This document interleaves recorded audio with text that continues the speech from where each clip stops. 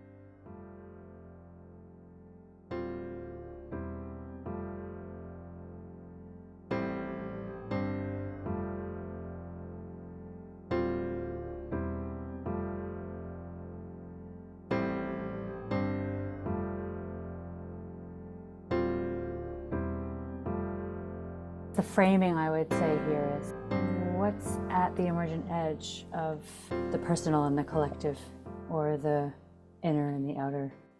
Yeah, I think what comes to mind is in the immediate moment for me, the question of what it means to have a spiritual quantum practice while also engaging with political systems. As the United States falls apart, as the Trump administration really smashes all the systems that we have in place for justice and goodness. And I actually had a dream last night. It's the first time I've had a nightmare about losing access to privileges because of transness and all the ways in which transness is being extinguished around the country. I had this kind of image of looking up at the sky and seeing an airplane above me, and it was almost like the plane ejected its light onto the clouds above it. It was a strange image where the plane was shiny silver and it ejected the light, and the light became this silver on the cloud, and the plane became this like bronze shell underneath it. I kind of woke up thinking that I needed to get my Italian passport, but a lot of fear around me, a lot of feeling of collapse, a lot of anger on the one side in my communities, and then on the other side, and they do feel like sides, like my sitting meditation, this journey that I just had, like my studies of quantum reality and how that's being folded into my experience of my body and my life. And that on that level, like when I become like a navel gazer, really my attention, to be totally honest, like does not incorporate systems.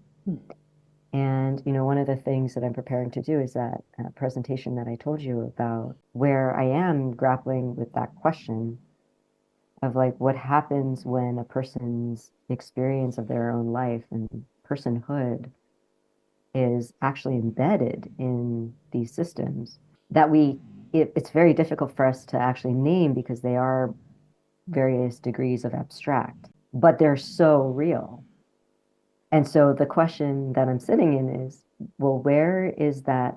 What's the relationship between that personhood, that experience of Charla, and the experience of Koren, and the experience of, just like in my journey, the entire release of ego and body, the transcending of it, not the ignoring of it, but the including of it. Like when my psyche does this, it's like it includes the body, but the body does actually become like this, like it did become this system, kind of an arbitrary but beautiful system of senses, where the senses were a little bit arbitrary. They may or may not exist because on a quantum level, you have awareness with or without them, right? Like I became aware at a certain point when we were walking around the field that because of vibration, and I've been doing vibration work for months now, preparing for this journey, like it goes right through the cells,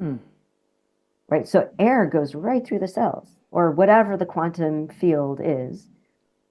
You don't need to breathe. And when I'm in deep meditation, I actually stop breathing. The moment stops. Not forever, obviously, because my attention then gets distracted and breathing starts again. But when I'm deep in meditation, breathing calms at the base. I don't take an exhale for long periods of time. And my body doesn't run out of oxygen. The cells just exchange oxygen with the vibration that's always going on a frequency that we don't hear, but is moving. So that felt true when we were walking around this field. So like this relationship between that kind of body inclusivelessness, Koren, and Charla, and then Charla, daughter of Huguette, who accepted me into this world, and then Charla, daughter of Huguette with a Holocaust history, and then Charla in a group of BIPOC people feeling guilty about not engaging because I'm navel gazing, right? Like there are these different levels of being and personhood that I'm grappling with how to connect. And yeah, like I can kind of connect each one, but I can't like make the leap. And so in this presentation, I'm like really exploring like what happens when we hold the elements of Charla together and you intuit a cloud of Koren. And in intuiting the cloud of Koren through your own consciousness, you then have a wider matrix of field because then it's including your own personhood. And then suddenly it expands, it like blows. So that's kind of my intention in this presentation. We'll see how it goes. I mean, it's like there's no theory. So when you say like try and, let's see if we can drop lower than the theory, like I'm really living in that and we'll see how people respond to it. But my sense is that because it's so lacking, there will be a positive response to it. And one of the effects that I'm just like when you talk about your ideas for your podcast, creating this experience, like my intention is for myself and my co-presenters and the audience to have this shared experience of, oh, matrix. Like once you scale up, you don't even need to scale down again. They co-emerge. And that's kind of what I'm finagling in my system right now. Would you, for people who don't know you, who are listening, would you say something about Koren? Yeah, so Charla is the professional, social, neurotic, redheaded, trans, queer, cool, funny, person with all like these issues that I'm anxious about. Trauma. Koren has like these different layers, but essentially Koren is the bridging between Charla, this identity self that collapses whenever I have an anxiety, which basically includes any sense organ, like any collapse into the present moment. Koren is that bridge between that Charla and the field of awareness that sees that collapse. Like collapse, collapse, collapse, collapse. That's Koren. When Roshi Joan Halifax gave me that name, gifted me that name, the characters of that name, the meanings that she offered was bright or fire lotus. So she was the first person who actually created an image of this bridge, the muddy water leading to something so-called pure. When I received it from Shugen at CMM, he chose, we had a conversation, do I give Koren? He called me Koren. Do I give Koren the same name because it's a Dharma name and everyone knows Koren as Koren, or do I choose a new name for the ZMM community and Koren's practice? And ultimately, he decided to keep my name with different characters, and the characters that he gave, also sounding like Koren, is refining the great peace. So I was obviously very emotional.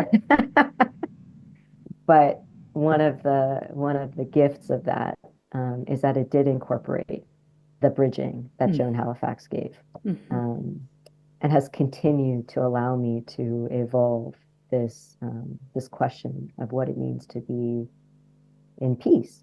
But again, like with Shugen, and I've shared this with you before, the way that he manifests and teaches the Dharma doesn't actually feel sufficient. It's not sufficient for me to only be refining the great peace, right? And he would say the great peace incorporates the neurosis. He would say that, I believe.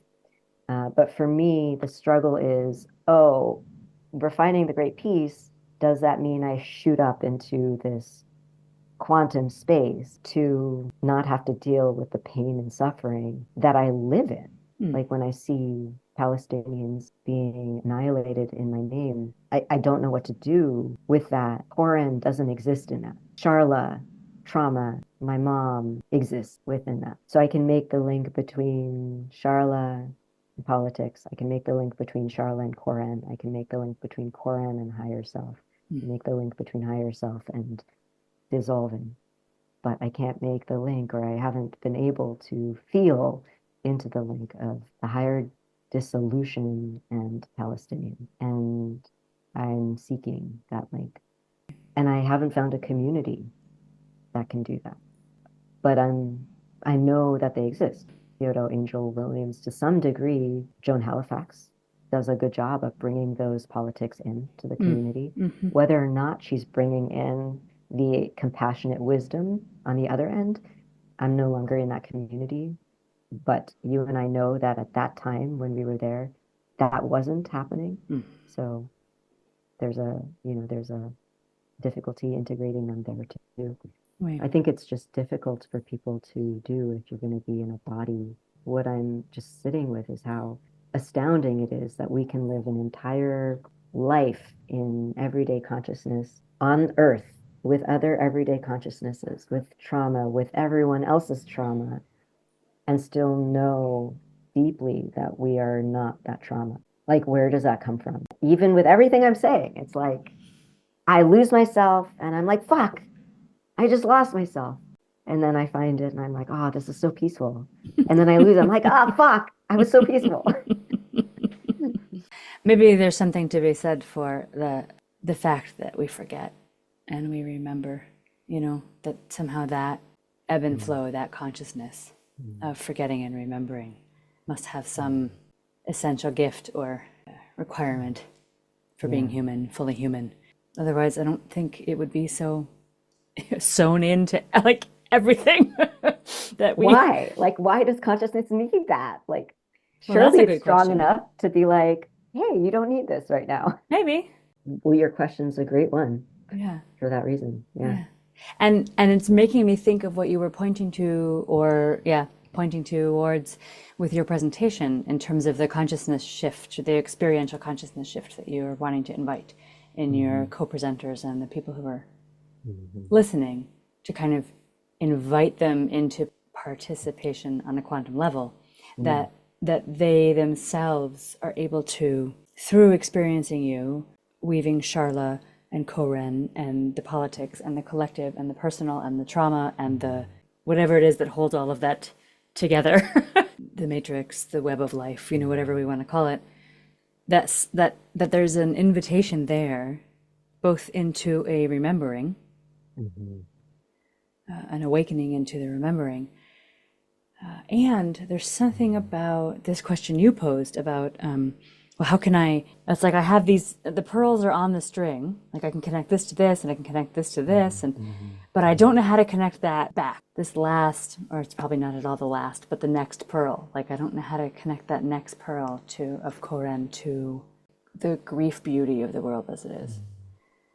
Might be a way I would say that. And this sort of invitation you were speaking of in terms of your presentation, for me, is actually gesturing towards or imagining a way of doing that. That it actually happens in the liminal interstitial between places, between us in the relational field, between moments of time, between the lineages, the ancestral lineages of trauma, the ancestral lineages of beauty, of practice, both blood and other than blood, and earth community, other than human. There's something here that is sort of, this question of like, and we can't do it alone. We're not supposed to do it alone. We're not meant to do it alone.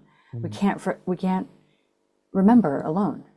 And so maybe we can't make that connection of unitive consciousness or up and out, with the roots of the world in the grief beauty, the suffering gift, without acknowledging that withness. Right. The question of memory, I'm thinking about this like pearl necklace and kind of where it ends right at my sternum and kind of that place of fear kind of undulating towards. And this question of memory being a shared event. And, when I imagine speaking to a group of people and inviting this process, this wouldn't be like a Dharma talk. This would be to a talk of people who are psychoanalysts who think in a very particular way.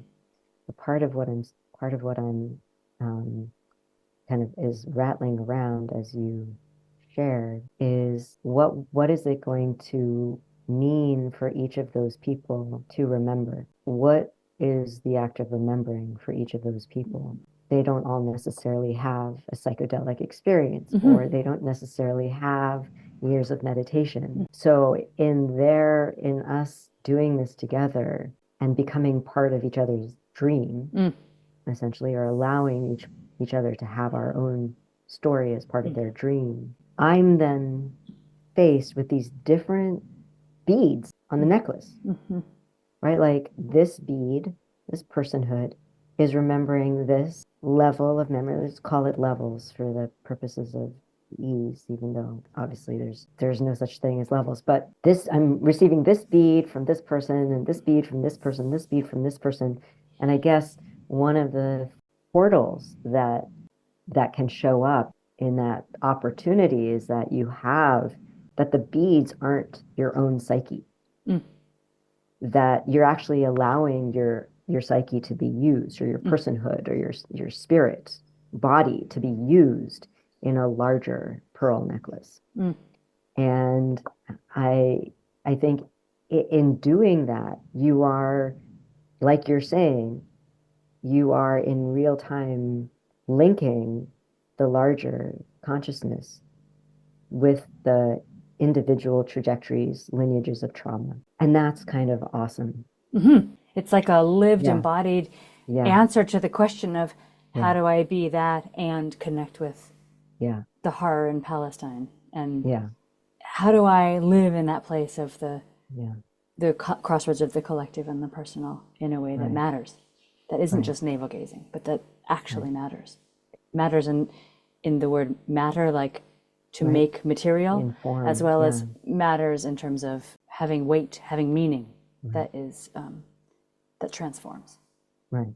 When I think of Palestine, when I think of the two issues that feel really central right now, that feel so painful to be with, the the queer annihilation, queerness annihilation, and the annihilation of an entire people in my name. These are the two kind of central storylines that have formed Charla. I think another question that arises is that if I bring that end pearl, that consciousness pearl, together with this, right? There are moments when my heart is open and my heart is breaking. But there are also moments when the trauma of this means that I cannot hold it. That this is actually not big enough for this because of this, which is interesting. Yep. And so the question this for one, me, sorry, which one? No, your right hand, the two threads of annihilation Charla. of queer and annihilation of a people in your name. I'm just seeing right now, it's like they're collective. It's not They're just collective. It's not just the Charla that is an isolated individual. It is the queer Jewish creature connected, woven into an entire deep time lineage of queer people and Jewish people and humans grappling with this kind of annihilation. So how could it be anything other than, it's not only not just your trauma that is overwhelming the system, but it's also, how could it be anything other than, again, this thing of like the vulnerability, and also you're not meant to carry it alone. Like it needs a community to be able to hold that level of trauma, which is what you're inviting into through your presentation. You're inviting an entire community of people.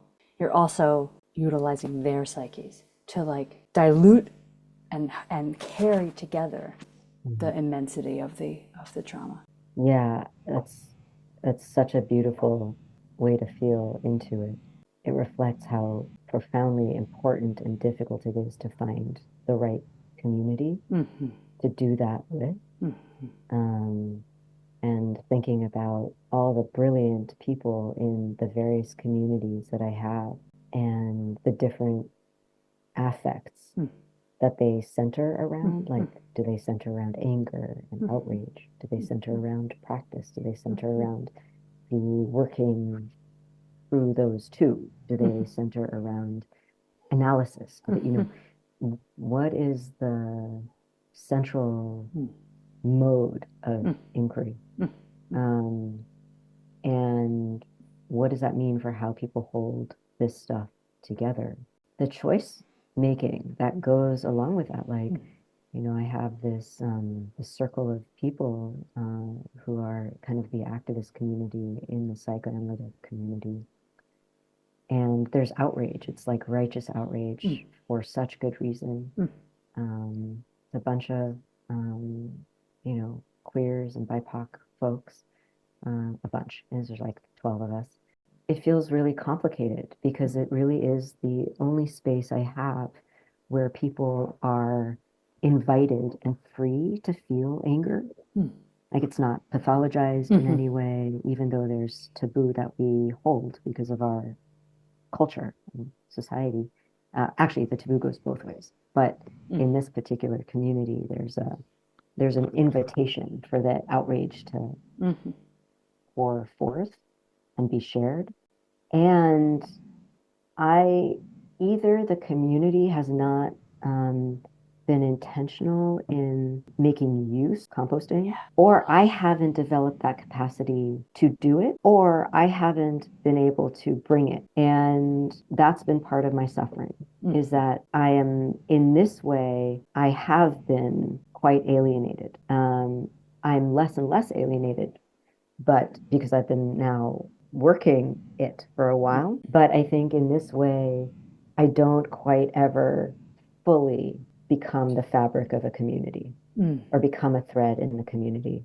I always fundamentally rely on my own practice, which either means that I collapse into total grief and outrage, or I collapse into deep practice. So even though I call for community, and in many ways I am the glue in community, when it goes too far in either direction, I step out because we're not holding the whole thing. But I can't hold the whole thing, and I'm part of the fabric. So in this, in this particular circle, I kind of have been trying to get out for a while. But my ambivalence has kept me in because I need a place to go where anger is welcome. It's not welcome in the spiritual community that I've been part of. It's not welcome in the wilderness. It hasn't been. It's welcome if you go out and you scream into the wilderness. But the humans don't know what to do with it. At least in my experience, it's been that way. Or what I should say is anger that is more than personal. Personal anger, fine. Like you can grieve your own trauma. You can be angry at your grandfather.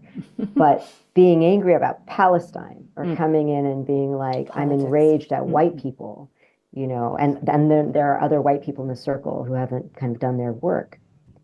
Now what? Now you're holding it for everyone. Yeah. And so that's the dilemma of community is how do you intentionally hold all of it together while also taking responsibility as an individual consciousness, kind of moving down the bead, the pearl chain.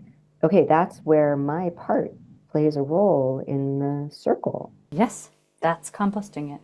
And that's doing hard the work to figure out. And that's certainly hard to figure out in community. I think affinity circles often do this better than mixed communities. I see this happening more smoothly for instance, in a queer affinity group. I haven't been part of a BIPOC group, so I don't know. But in my imagination, I would imagine that there's some smoothing of those edges, even though there's obviously always individual kind of differences in traumatic responses or tendencies, habit patterns. And yet, even within those affinity groups, the different intersections of positions based on your lineages interferes with your ability to hold what otherwise we might say we want to hold together. So then what? I mean, I think this question here is one of the essential questions of our times.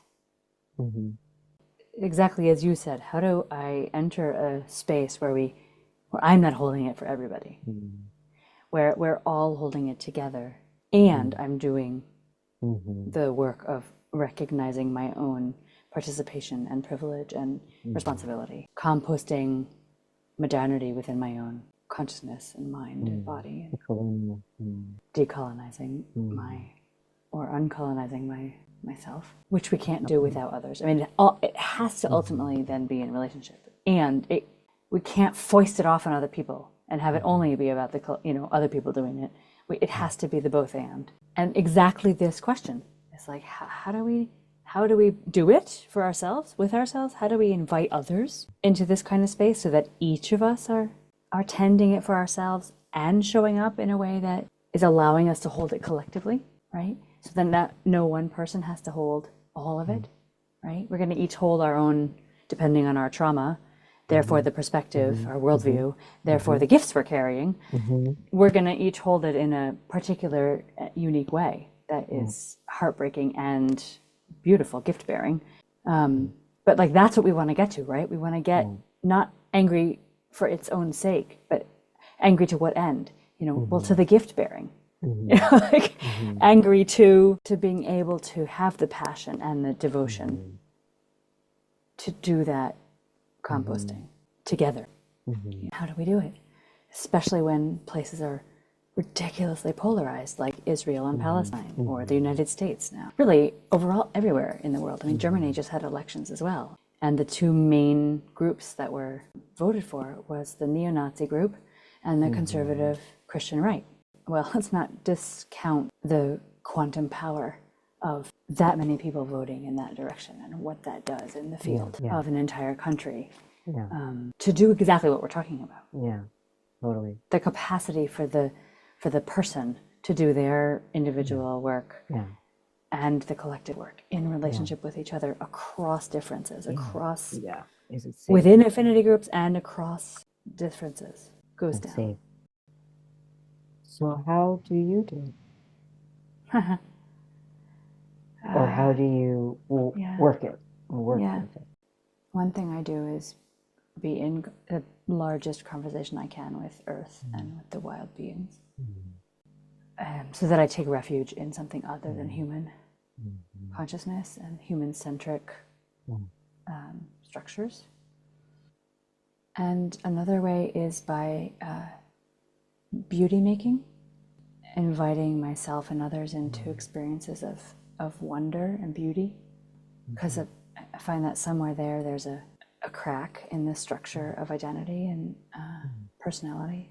Like suddenly we're in the magic of once upon a time, or the magic of possibility. And I do it by leading with vulnerability as much as I possibly can, like in conversation with folks, you know, I practice receiving feedback. I practice being as vulnerable as possible with other people, which terrifies me.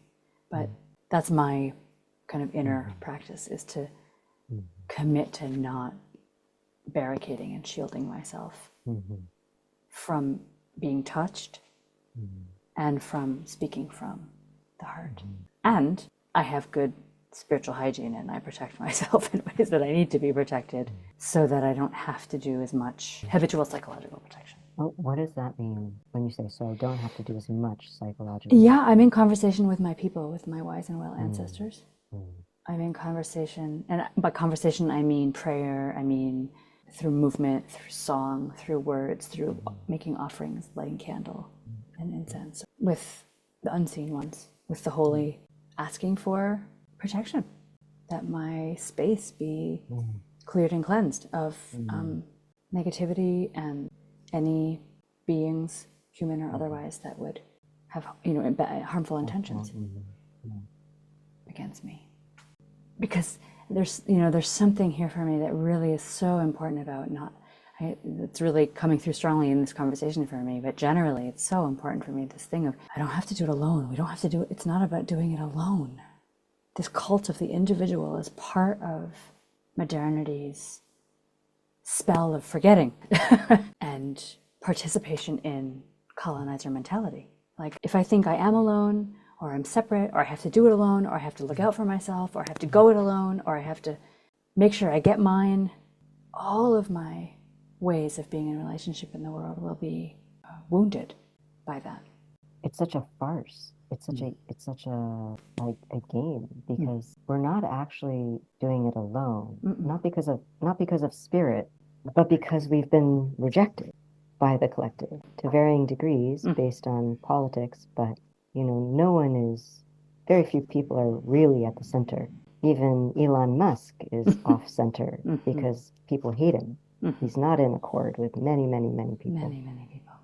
So there's a way in which we have taken on this very deep shared delusion that we are individual, when we're not choosing individuality, not simply because of spirit and our larger self, but because, in fact, we haven't been incorporated.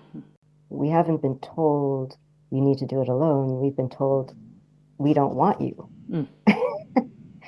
You can't be with us, whoever the we is. And I think that's where the developmental poverty in our culture shows up, because when there's a we, it's proving to be tribal. When there's a oneness, it's proving to be very unintegrated, even in the circles where I think it takes such labor to manage this, even in affinity spaces where you're safe.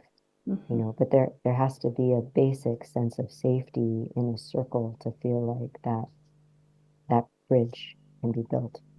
That within yourself, like a bridge. It's so irresistible, especially in affinity groups, or to make a shallow sense of belonging through anger, to make a we through anger and hate and rejection of others, right? A them.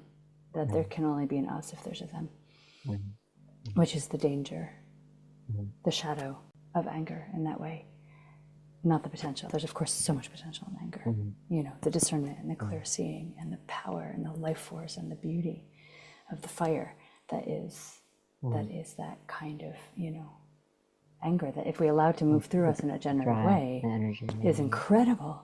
Yeah. You know, Yeah. when it becomes sort of colonized by our shadow Yeah. and by our terror of having been rejected or loss of relationship or not belonging, and we use it as a weapon Against ourselves. we end up with Israel and Palestine. Against ourselves. Yeah. Within our communities and within ourselves. Yeah. You know, not just in those two countries. The fight, you know, I'm using that now as a metaphor. Yeah. I think what's also coming up for me in this moment is, again, when I think about this one particular community that I've felt that my anger has expanded. My anger wouldn't not be there if I weren't part of this community. My anger is karmic, but I think of all the ways that I chose this community, stayed in the community, and the community has given me what karmically I've been driven to look for. And I see them, or I project that they are a circle and I'm on the outside. But I didn't always feel that. I have been feeling that since my anger has gotten me into trouble, right? So I'm on a disciplinary leave now from work. In essence, I think because of my politics. And I've had to learn some worldly lessons, which I think are important. I've also had to learn some karmically important lessons. But you know, one of the questions that I've been asking very deeply is, you know, why do I need to have a voice? Is it possible for me to do work, feel the energy of outrage, put it somewhere, without having to do this performative game, play the game of Charla? So, you know, this question is, you know, why actually do I need to have a voice? Do I need to have a voice to do something with the outrage that brings together quantum and Charla? And by Charla, I mean Palestinians. I mean the suffering. The neuroses, the games, the suffering. Do I need to have that be known by other people? And here's the question of community. Because when we, especially in more political communities, politically engaged communities, we speak of performativity. And performance can be used in a bunch of different positive and negative ways, and spiritually enlightened ways, or liberatory ways.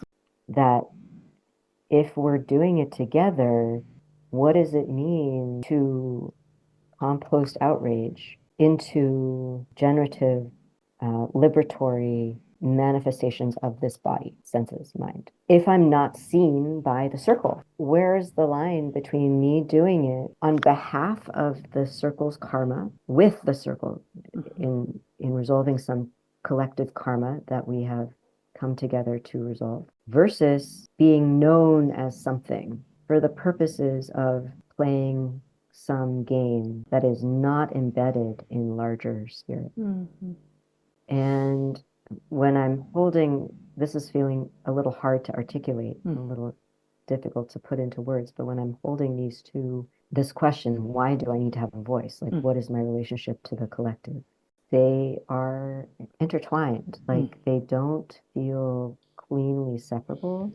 And yet the part of me that is doing this to be seen and incorporated into a collective that I have karma with, that I'm seeking, has put me into yet another karmic cycle where I'm losing a job where I'm doing good work with that outrage. Is it worthwhile to having a voice for this collective to lose the portal that I had to do very good work with a bunch of trans, queer, marginalized students? I'm sitting, like, it's been hard for me to do both, because what I learned is that don't read statements, you know, about your position. Don't speak up. Don't try to create the system or the culture that you're in, because you can get fired, and then you don't have access to composting that outrage.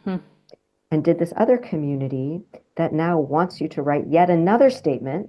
What if writing another statement and having this voice and being respected by this collective where I'm allowed to share anger means that I'm not able to do work with the anger? And maybe you could argue that writing a statement is work with the anger. But that isn't sustainable for me because I get sick.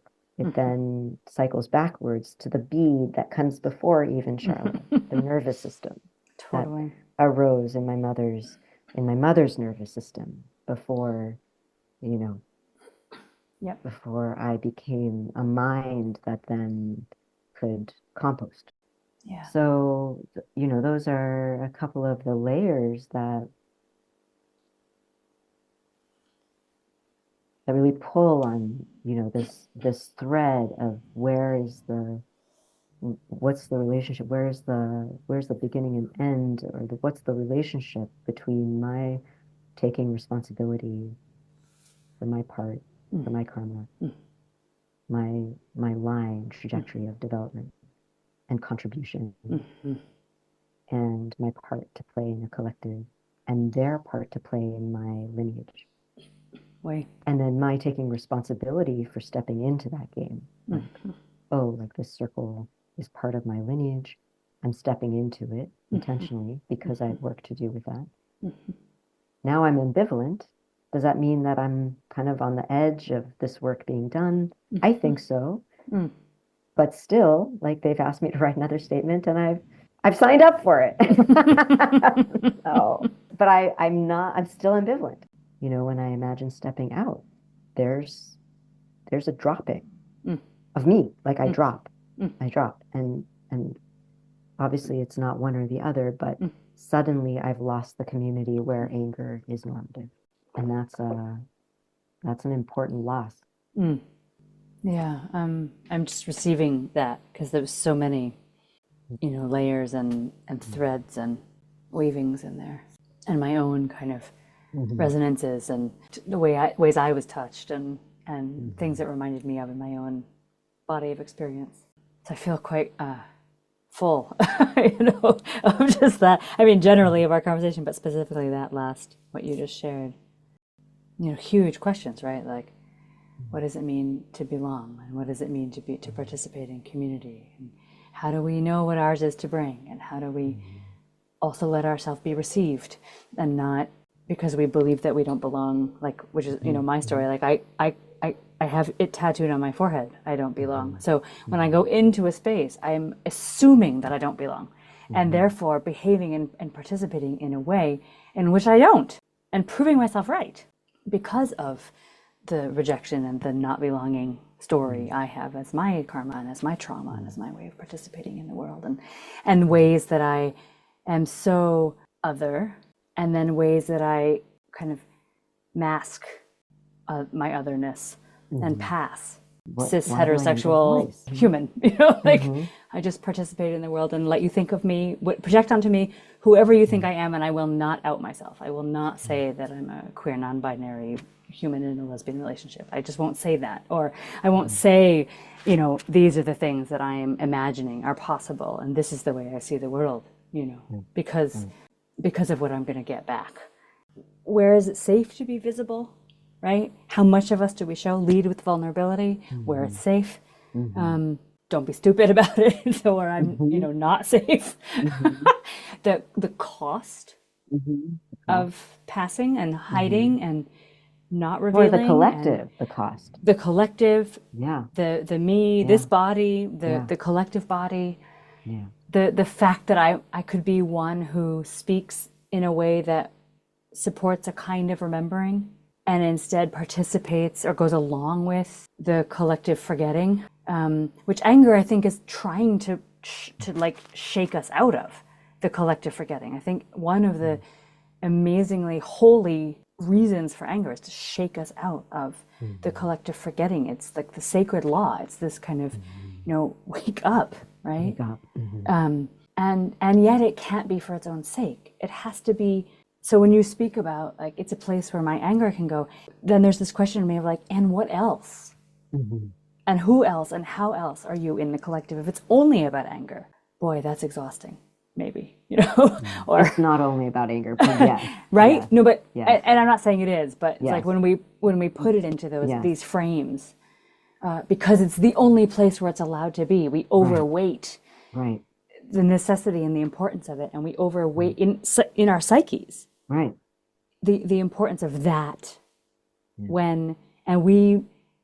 the collective misses out, because we then, parts of us are hiding behind the fact that, oh, I'm angry too, and I have a right to be, and really totally have a right to be, personally, collectively, karmically, lineage, now, like, yes. But there's also that kind of like, oh, how am I hiding behind and not being, how am I not bringing my full authentic expression, but letting myself be seen in a particular way that I can, so that I can perform belonging.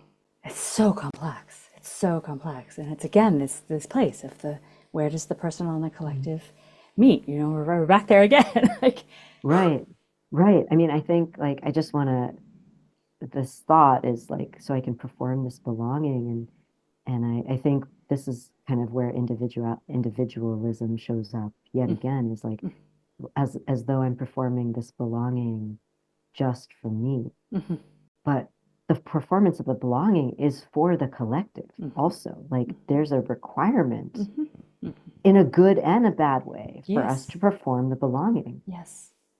So that we can bring our gifts, as you're saying, but also so that they don't have to worry. The group doesn't have to worry about the stuff that you might come in and cause, Shake up. fuss about. Fuss.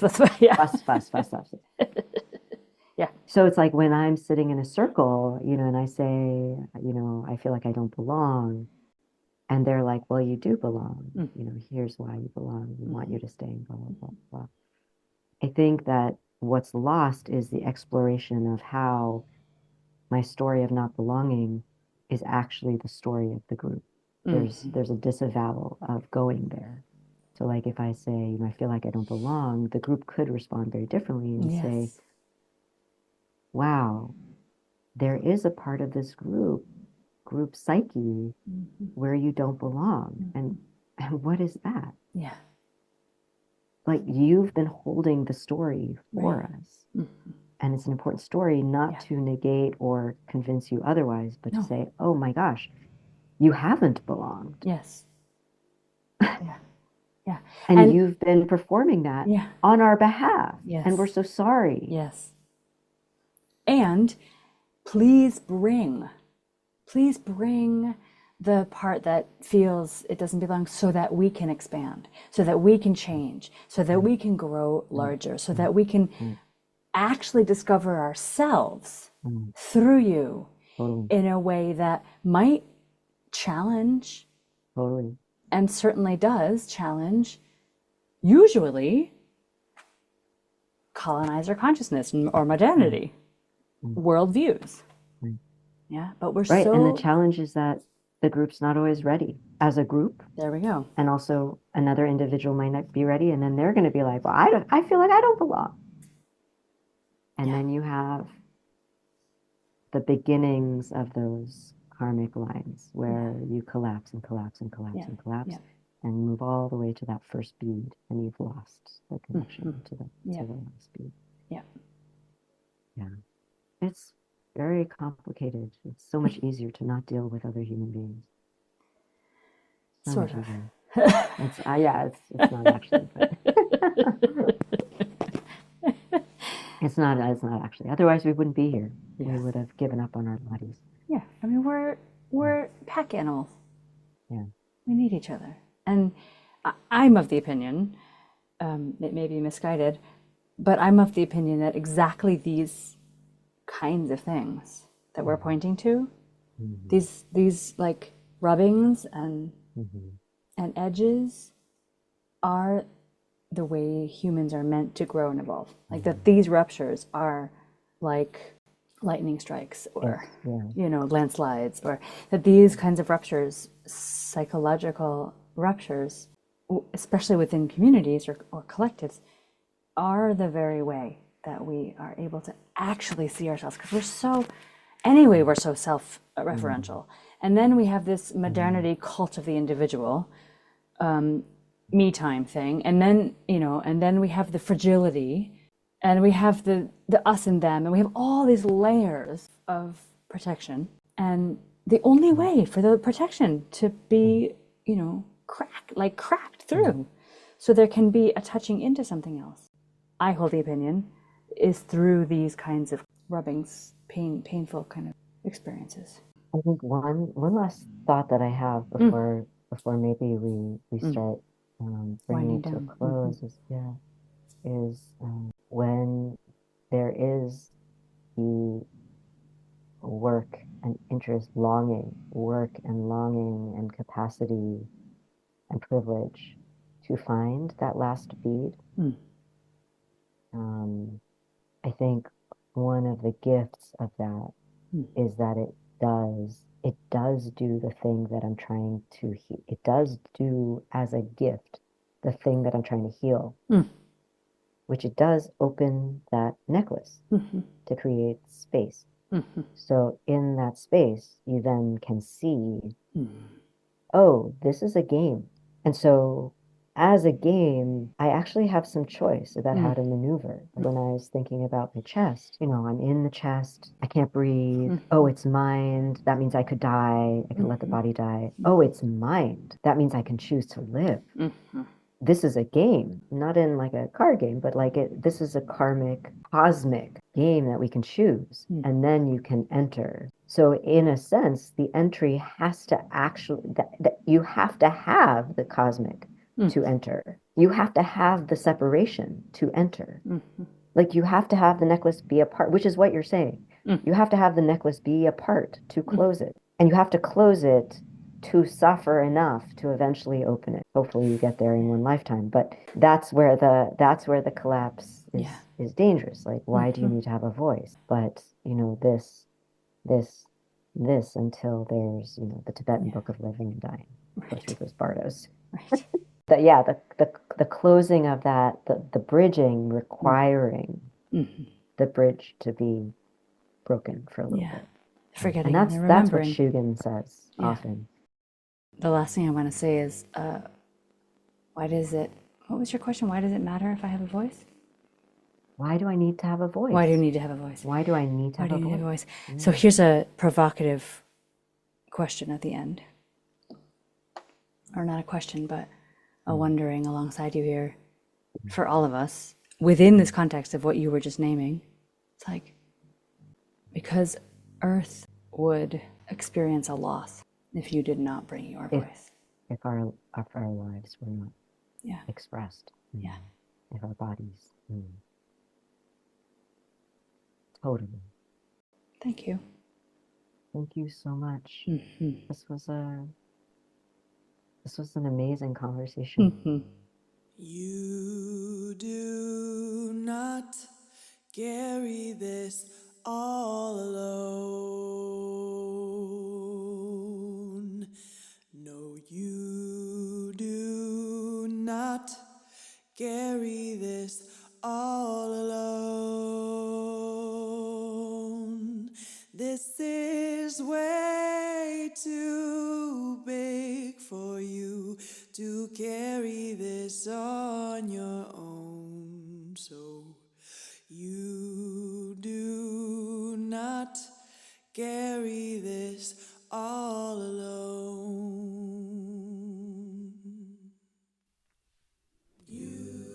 Thanks for showing up today and listening in while we grapple with big concepts and how they touch our very human, soft-bellied ways of being in the world.